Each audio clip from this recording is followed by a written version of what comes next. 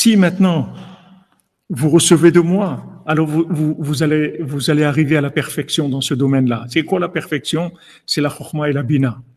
C'est-à-dire vous allez avoir cet outil extraordinaire de transformer la chokhma en bina. Comme il lui donne le chevalier, il lui donne au fils du roi, il lui donne la vine d'avar, mitor d'avar. Je vais te donner quelque chose avec quoi tu vas avoir le pouvoir, le vrai pouvoir. Le vrai pouvoir, tu vas y arriver quand tu auras la déduction, quand tu sauras déduire. Mais on voit que tout le pays là-bas, qui était un pays des chachamim, des gens, des philosophes, des érudits, des intellos les plus grands du monde, le plus petit qu'il y avait dans ce pays, il était beaucoup plus calé que n'importe qui dans le monde. C'était un pays de génie, tous dans ce pays-là où il est arrivé le fils du roi. Et pourtant, ils étaient incapables de prendre le pouvoir parce que ils sont pas arrivés à résoudre les problèmes que le roi leur a laissés. Et notamment ce jardin où quand on rentrait, on était persécuté et que lui, quand il est arrivé, comme il avait la bina, il a compris tout de suite, il a déduit qu'il fallait déplacer cette statuette du roi et la mettre à l'intérieur et tout irait bien. Et après, ils l'ont emmené devant ce trône et il a vu que la rose était par terre, il fallait la mettre en haut. Il a remis toutes les choses, il les a remises à leur place. Il a mis de l'ordre. Et quand il a mis de l'ordre dans les éléments, après il y a eu cette mélodie extraordinaire qui a commencé à chanter, cette mélodie qu'il avait eu dans le petit outil qu'il lui avait donné l'homme de la forêt. Après, il a retrouvé cette symphonie, cette musique extraordinaire avec le trône. Donc ici, c'est la même chose. Cette mélodie-là, elle va permettre en fait à la chokhma et la bina de fusionner. Cette mélodie, elle va faire fusionner la chokhma et la bina. Donc, même que Rabbeinu, il n'est pas arrivé à être écouté. Parce que si Rabbeinu, il avait été écouté, il avait accepté, alors Shlomo Ephraim, ça aurait été le Mashiach ben Yosef, Mashiach ben David. Mais comme Rabbeinu, il n'a pas été écouté, donc le Mashiach, il pouvait pas se révéler. C'est ce qu'il dit ici, Be'ita, c'était pas possible. C'est pas possible d'amener le Mashiach parce que les éléments, les conditions ne sont pas requises. Donc, maintenant, Rabbeinu, il n'a pas amené le Mashiach, mais il a amené Sipurei Maasiot. Maintenant, Sipurei Maasiot, c'est les outils avec quoi on fait venir le Mashiach. C'est-à-dire, les Sipurei Maasiot, ils vont transformer les cœurs de pierre en cœurs de chair. Qu'est-ce que c'est un cœur de pierre? C'est un cœur qui vit avec de la connaissance. Donc, quelqu'un qui vit avec de la connaissance, il a un cœur de pierre. C'est-à-dire qu'il peut pas sentir des choses parce qu'il n'a pas de bina. Bina liba, la bina elle est dans le cœur. Quelqu'un qui a que de la connaissance, il a le cœur dur parce il sait pas comment on applique ces choses-là, comment on les vit. Donc il n'arrive pas à vivre avec son cœur ce qu'il apprend. Il apprend des choses, mais son cœur n'arrive pas. Alors maintenant Rabbeinu, Baruch Hashem, il a, si vous voulez, comme je vous ai dit, les premières louchot, elles n'ont pas marché. Parce que les premières tables, elles étaient chokhma et bina ensemble. Imaginez-vous que vous entendez quelque chose. C'est-à-dire, on vous dit, tu sais, mitzvah gdola, liot besimcha tamid. C'est une grande mitzvah d'être toujours joyeux. On vous dit ça, et quand on vous le dit, tout de suite, vous devenez joyeux. Tout de suite. Ou bien on vous dit, tu sais, il faut pas se mettre en colère. La colère, c'est la vodazara. On vous dit ça, et ça y est, c'est fini. Plus jamais vous vous mettez en colère dans votre vie. Parce que dans la connaissance, il y a la bina. Donc ça, c'était les premières tables. Mais comme maintenant, le Erev Rav, que c'était des gens qui étaient des grands malades de la bina, c'est-à-dire des gens, ils avaient aucune bina. Et vous voyez des gens comme ça existe. Avec ces enseignements, vous allez voir, vous allez repérer des gens. Vous allez voir qu'il y a des gens, ils n'ont pas de bina. Même dans la vie pratique, ils savent pas déduire. Il faut tout leur dire. Il y a aucune déduction. Rien. Tout, il faut le dire. Alors ça, tu fais comme ça, et comme ci, et comme l'autre, et c'est ça, et maintenant il faudra dire cette chose-là, et il faudra faire ça, et tout, il faut dire. Si vous dites pas tout, il n'y a pas de déduction. Des gens, des grands malades de la Bina. En général, les philosophes, c'est des grands malades de la Bina. Maintenant, ceux Erev Rav, c'était les grands malades de la Bina. Maintenant, mon cher Rabbeinu, c'est le tikkun de la Bina. Seulement, il n'est pas arrivé à faire descendre son énergie de façon parfaite, donc il n'est pas arrivé à les réparer. Le fait qu'il les a pas réparés, c'est eux qui ont entraîné la destruction des deux premières tables. C'est eux qui ont été détruits, qui ont fait que Moshe Rabbeinu l'a cassé les tables. Parce que du fait que eux, ils n'ont pas eu la bina, ils sont pas arrivés à changer leur comportement. Donc ils ont reçu la Torah, mais ils sont restés des Égyptiens complètement dans leur comportement. Ils aimaient la fête et les trucs et tout ce qui est interdit, etc. C'est ça qui les intéressait.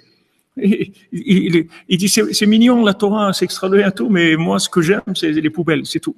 Donc quand maintenant il n'est pas arrivé à leur communer, il n'est pas arrivé à les soigner, parce que c'est une maladie. Quelqu'un qui n'a pas de bina, c'est une maladie. C'est la maladie de la lune. C'est quand Hachem il a dit à la lune, diminue-toi, c'est tout. Diminue-toi. Elle dit maintenant, on peut pas prendre deux rois, ils peuvent pas avoir une couronne. Comment on va avoir une couronne à deux? Il y a une couronne pour deux. Alors, ok. Elle dit, c'est pas possible. Ou la chokhma, ou la bina. Mais on peut pas prendre la couronne, on n'en a qu'une seule. Alors, on la met à qui? À la chokhma ou à la bina? Alors, Hachem lui dit, diminue-toi. Maintenant, tu vas te diminuer. Et si maintenant le soleil, il arrive à te communiquer la chokhma, à éclairer en toi, alors tu seras plus grande que le soleil. Parce que maintenant, tu seras la chokhma qui sera transformée en bina, elle va donner du da'at, va t'imale ta'aretz de'a, que la terre va se remplir de da'at d'Hachem, de la connaissance d'Hachem, c'est-à-dire du vécu, de la conscience de Dieu. Donc ça, c'est le problème du monde depuis le début, c'est comme ça. Tout Noach et tout le déluge et tout, la tour de Babel, tout, c'est que ce problème. C'est toujours ce problème-là. Chokhma Bina, c'est le problème binaire. Tout le temps, c'est ça le problème. Donc maintenant, eux, ce Erev Rav, qui sont complètement pervers, détruits, qui ont des comportements de animal, complètement. Mais des grands philosophes, mon cher Rabbeinu les a fait sortir d'Égypte. Il les a mis avec le peuple d'Israël. Et c'est vrai que il était arrivé à les transformer, à leur donner la bina, ils seraient montés à des niveaux extraordinaires, comme Yitro. D'ailleurs, Yitro, regardez Yitro. Yitro, maintenant, le nom de Yitro, ça vient de Yeter, d'accord? Yeter, ça veut dire en plus. Donc, Yitro, maintenant, c'est un spécialiste de la Vodazara. C'est un prêtre dans toutes les idolâtries du monde. Maintenant, il lâche tout ça et il vient se convertir. Il a entendu quoi? Il a entendu le mendiant qui a le cou tordu. Que, comme il dit ici, Trichim Kulam, Rak le Kabel Hashlemut Menu. Tout le monde doit recevoir de lui. Donc, il entend la voix de ce mendiant et il se rapproche. D'accord? Maintenant, une fois que Yitro, il se rapproche, qu'est-ce qu'il donne comme conseil à Moshe Rabbeinu? Il lui donne le conseil des Tzimtzumim, c'est-à-dire de la Bina. Comment on fait? Toi, Moshe Rabbeinu, maintenant, tu es devant, il avait 3 millions de personnes devant lui, Moshe Rabbeinu. 3 millions de gens de qui il devait s'occuper. Maintenant, comment il va s'occuper de 3 millions de personnes? Yitro lui a dit, mais tu vas pas arriver. Tu vas les fatiguer, tu vas te fatiguer, tu vas pas arriver. Donc, tu vas nommer des princes de 1000, des princes de 100, princes de 50, etc., de 10. Comme ça, maintenant, tu vas créer des tzimtzumim de Bina. Razak Jean-Luc. Razak. D'accord? Maintenant, qu'est-ce que c'est prince de 1000 et prince de 100? C'est le tzimtzum, c'est la bina. Qu'est-ce que c'est la bina? C'est la possibilité de transformer de la connaissance en vécu, c'est-à-dire du soleil en lunaire. C'est-à-dire qu'on arrive à la connaissance pratique. La connaissance pratique, les travaux pratiques. C'est ça la bina. Donc maintenant, vous voyez que lui-même, Yitro, le fait que maintenant, il est venu par l'effet de la Bina, c'est ça qui lui a fait lâcher les 70 Avodazara, et les 70 idolâtries qui étaient l'opposé des 70 facettes de la Torah. Donc il est sorti avec les Sipurim Asiot, il s'est réveillé avec Sipurim Asiot, il a réparé les 70 facettes de la Torah. Et là, qu'est-ce qu'il donne comme secret à Moshe Rabbeinu? Il donne le sort de la Bina, du Tzimtzum. Il lui dit, regarde, tu vas diviser. Toi, tu vas te diviser en 1000, après en 100, et après en 50, en 20, en 10. Tu vas te diviser tu vas arriver, après, tu vas diriger, mais tu vas pas diriger tous les 3 millions. Toi, tu vas diriger les princes de 1000, c'est tout. C'est-à-dire, en fait, tu vas avoir 3000 personnes de qui tu vas t'occuper, c'est tout. Ces 3000 personnes, quand ils ont un problème, ils vont venir te poser une question. Mais sinon, tout le reste, ça va se gérer. Le prince de 10, quand il a un problème, il va s'adresser au prince de 100 et au de 50 ou de 100, je ne sais plus quelle est la division exacte.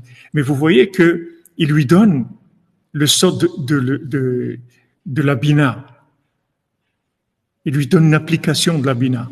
Donc, ce Erev Rav maintenant qui sort dans toute la rigueur, puisque maintenant la Chokhma sans Bina, c'est de la rigueur à l'état pur, c'est des dinim, c'est de la rigueur à la connaissance sans cœur. C'est de la rigueur totale, parce que quelqu'un qui sait quelque chose, mais qui n'a pas de bina, la seule façon qu'il a de pouvoir vivre sa connaissance, c'est la rigueur, c'est tout.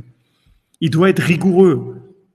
Mais pourquoi? Parce qu'il n'y a pas de cœur. Si quelqu'un il a le cœur, il n'a pas besoin de rigueur, parce qu'il vit la chose, il n'a pas besoin de rigueur. Mais quelqu'un qui n'a pas de cœur, il a un cœur de pierre. Donc, tout ce qu'il sait, s'il veut l'appliquer, il faut beaucoup de rigueur, beaucoup de rigueur. Donc, le Erev Rav, c'est la rigueur. La rigueur, et c'est les tavot, c'est tous les plaisirs de ce monde. Donc, eux, ils entraînent le fait que les premières louchot, elles sont brisées. Et maintenant que les premières louchot, elles sont brisées, on a donné les deuxièmes tables. Mais dans les deuxièmes tables, il n'y a pas la Bina et la Chokhma ensemble. On te donne la Chokhma. Maintenant, Bina, it's up to you. Il faut que tu cherches. Parce qu'on a mis l'oubli. L'oubli, ça veut dire qu'on ne sait pas comment connecter la connaissance avec le vécu. Entre les deux, il y a de l'oubli. Il y a un manque d'information. Donc maintenant, il y a une épreuve, à toi de chercher. Si tu cherches, tu vas trouver.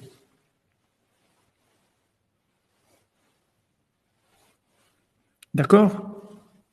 Si tu cherches, tu trouves. Tu cherches pas, tu trouves pas. On va te dire, voilà ce qu'il faut chercher. On va te donner toutes les infos. Mais il faut que tu cherches. Les premières tables, tu n'as pas besoin de chercher. Tu n'as pas besoin de chercher. Première table, tu deviens automatiquement la chose. Pas besoin de chercher. Tu entends l'info, tu deviens automatiquement. Dans la connaissance elle-même, il y avait la Bina. Donc c'était extraordinaire, c'était la Géoula. Donc ça n'a pas été possible.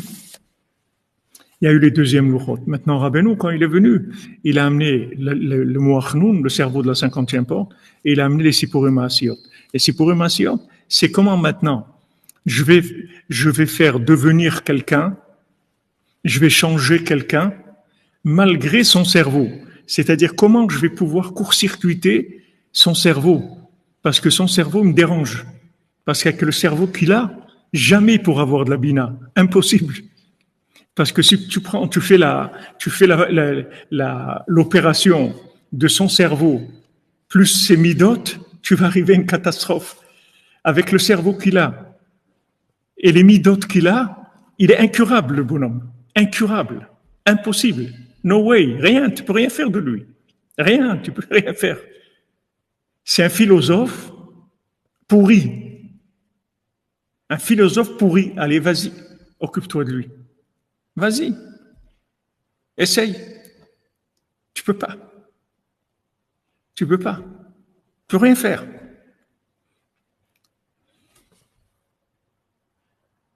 Est-ce que vous suivez? Est-ce que c'est clair, ça, ces notions-là?